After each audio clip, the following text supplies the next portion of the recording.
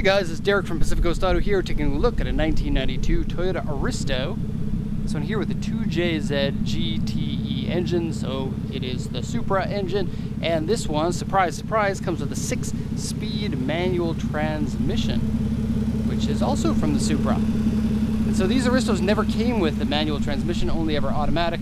And other than the transmission, they are basically one of the best cars of this size. You get rear-wheel drive, you get super luxury, high build quality, nice fast twin-turbo 2J engine, and then the downside was the automatic transmission. But this one has been swapped over to a 6-speed, and what's super cool about this is the 6-speed manual is the expensive transmission, and most people who want a manual transmission car that never came in manual will go with the 5-speed that came in the Supra, because the 6-speed transmissions are generally pretty expensive.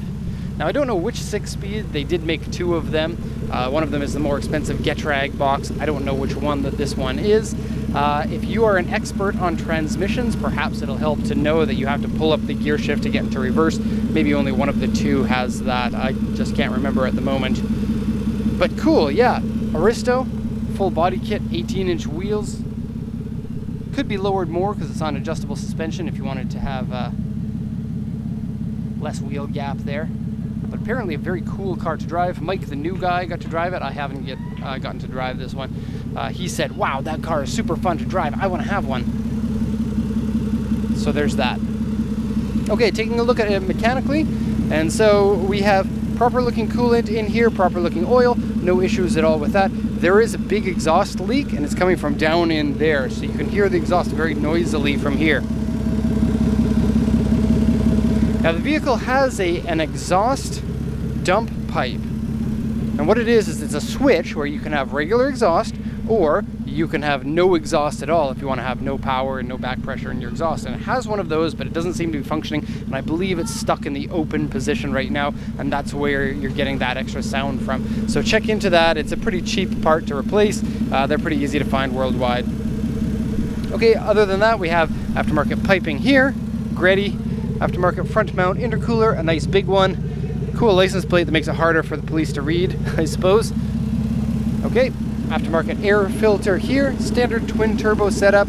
I can't, there's heat shielding on it, so I can't see if those are aftermarket turbos, but it's very uncommon for aftermarket twin turbos on this car, not like the GTR. Do we have a GTR? We have a Skyline over there. That one's a GTST. But the GTR, it's common to see dual aftermarket turbos. For the Supra, or I guess the Aristo in this case, it would be more common to have that converted to a single. Aftermarket suspension there, you can see the top mounts and then strut tower bar as well. And probably a really good car to have a strut tower bar on, because I imagine that with such a big car, with such a large engine bay, heavy engine, it's a good idea to tighten up that chassis a bit. We also have a hard pipe here for the radiator with one thing here. I guess this is for the heater, and then this is a temperature gauge or a temperature sender for the temperature gauge. Timing belt was changed in 2012 at 121,000 kilometers and currently 167,000 kilometers. Going to remove aftermarket stick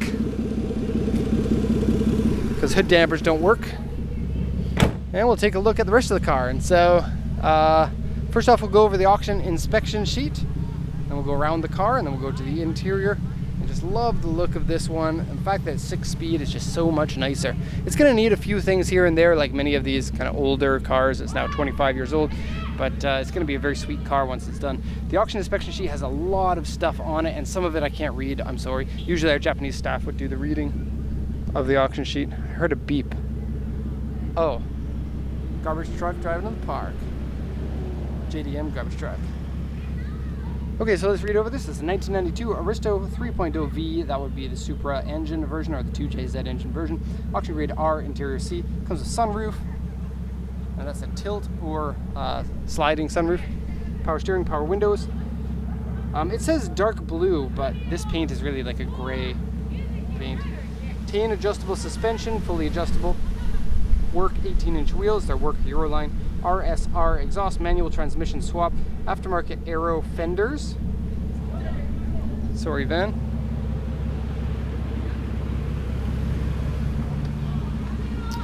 And And so the aero fenders are slightly wider fenders on the front. You can see that they are made out of fiberglass, so therefore have that typical fiberglass wave look to them. But they're a little bit wider. They have an extra vent in them as well. Okay, Blitz. Aftermarket aero fender Blitz. Okay, cool. Aftermarket other aero parts, various other modifications, and a sunroof, and it still has registration on it, so that's pretty cool. Aftermarket speedometer pieces, but the whole set hasn't been swapped, and so the odometer is still going to be accurate on that. Basically all it is different color lights in there, and then some of the lights are burnt out, so you have to take it out in order to replace those lights anyway. Okay, aftermarket steering wheel, and this is really weird because it's a small steering wheel, and more in the interior in a second, but it's a much smaller steering wheel than the stock one, but still has the electric tilt and telescoping. So it's weird to see basically like a drifter or race car steering wheel on a car that has the electric tilt and telescoping. Okay, where else are we at here? Front accident damage, and now the front fenders and the front bumper are both made out of fiberglass, so there is a little bit of natural alignment issues you're going to get from that because fiberglass pieces are naturally misaligned a bit. If you take a look at it, there's a few cracks and things around it, and so this really is what needs to be repaired. And so in terms of damage on the body itself, wow, it's windy. The body itself is really quite good. It's just the bumpers, front and rear, side skirts, and the front fenders that need a little bit of help. And then there's fade on the hood and on the roof as well. But still, super sweet car, super duper sweet. Okay, so this is the all the problems with the car written by the auction inspector, so I'll go and read this. It says steering wheel wear, it's actually not so bad. Seats have covers on them. They're leather covers, but the seats underneath look like they're in good shape. Wheels scratched, aftermarket air filter, underside scraped because of low down car. Left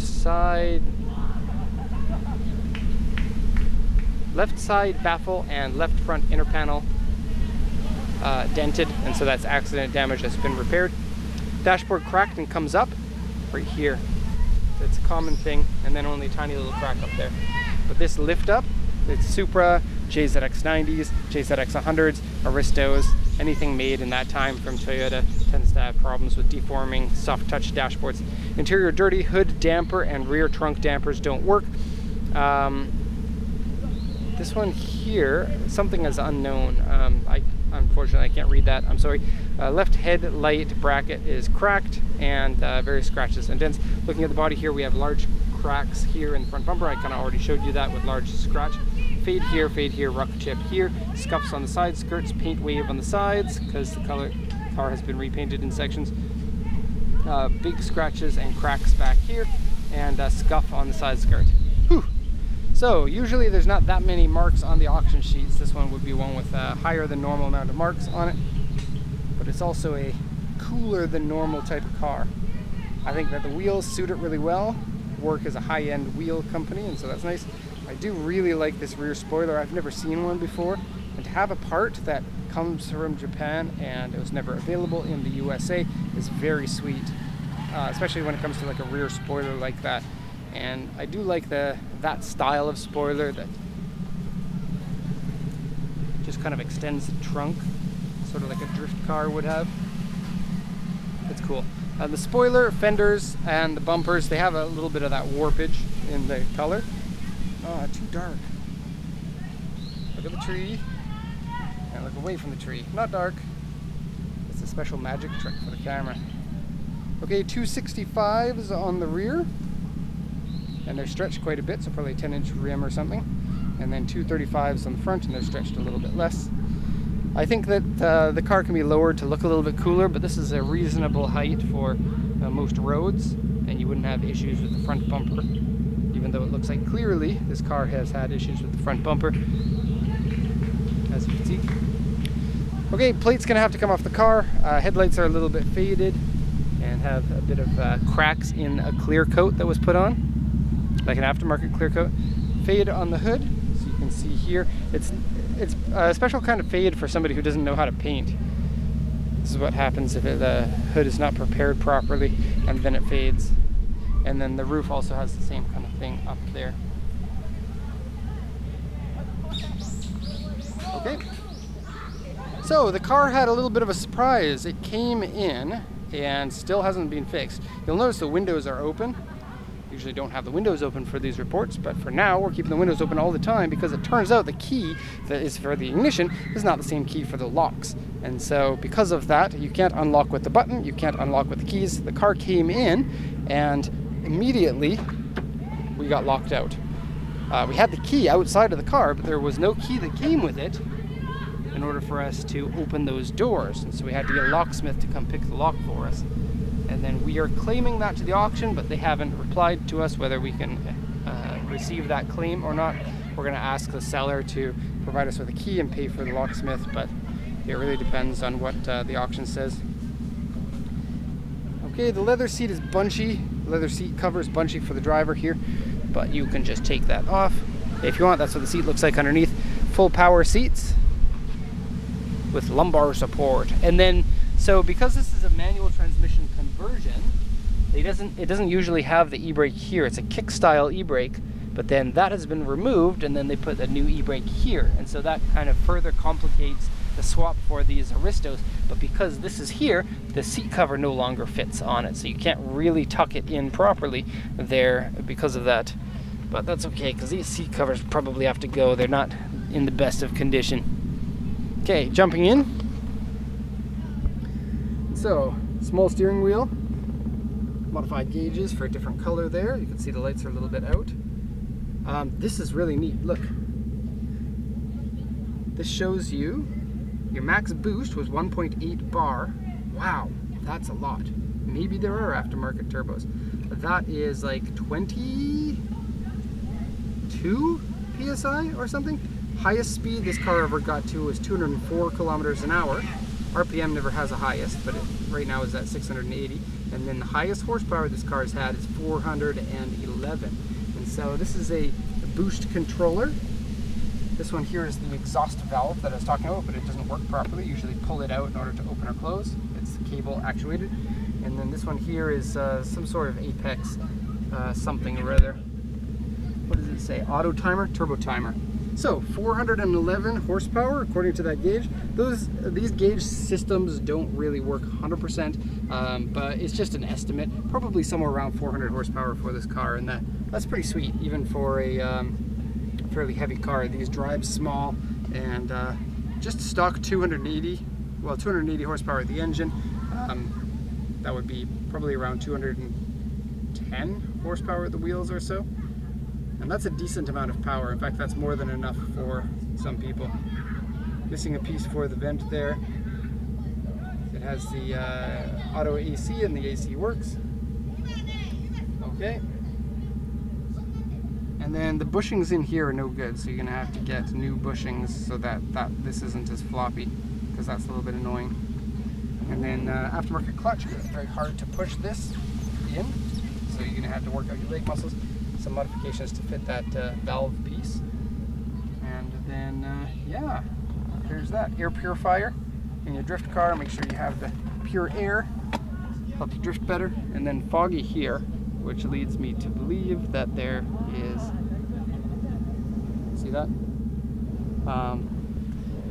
That can be a leaking heater core or AC compressor. There's another crack there I just noticed.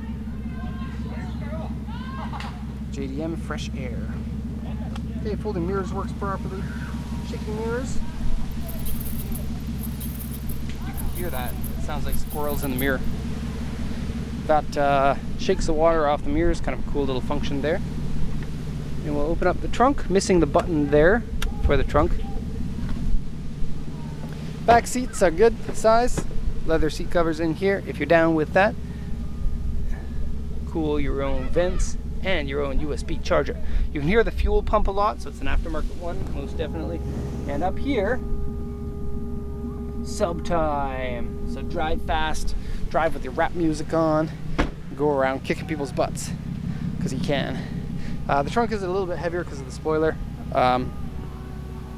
Trunk insides has had something rolling around in it, causing pilling. But otherwise a nice sized trunk. Okay, wow. Cool car, 6-speed manual Aristo. Having one of those cars that's the only 6-speed out there.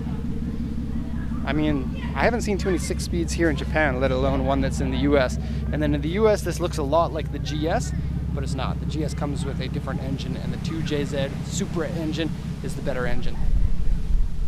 Okay, so there we go. If you liked the video, give it a thumbs up. Thanks for watching, everybody, and have a nice day.